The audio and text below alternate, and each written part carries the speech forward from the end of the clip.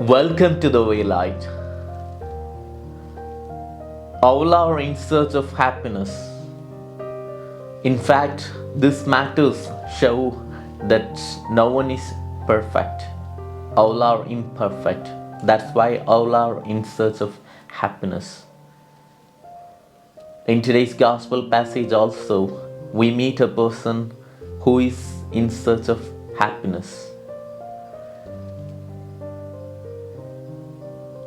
In today's gospel passage, we see that Jesus brings about the love of God through the parable of the prodigal son.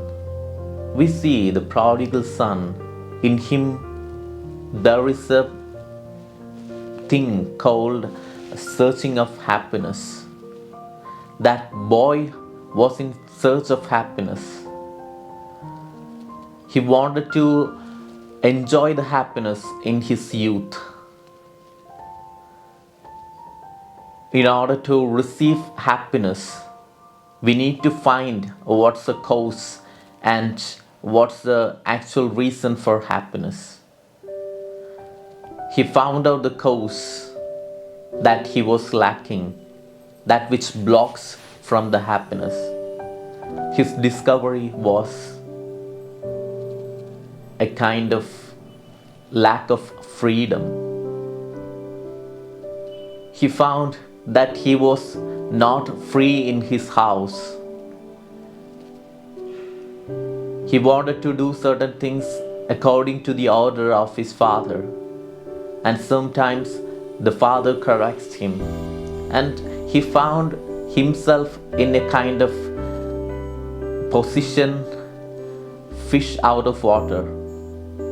So he asked father for his position, his wealth.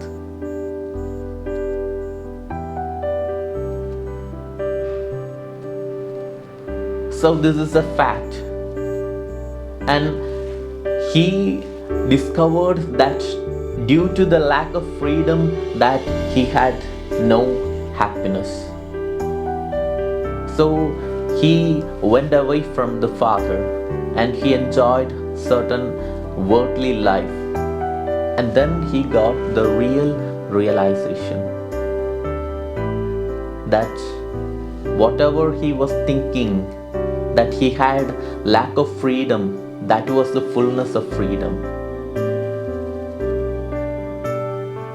He was thinking earlier that he was not happy in the house, but he understood that even the servants in the house were happy and they were leading a better life.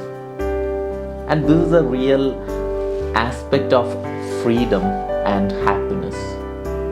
So in the same way, we should also understand that whatever we think right now may not be so much applicable to our life. Certain things will cover up our understanding of a proper life, proper meaning of life. Look at the life of the prodigal son.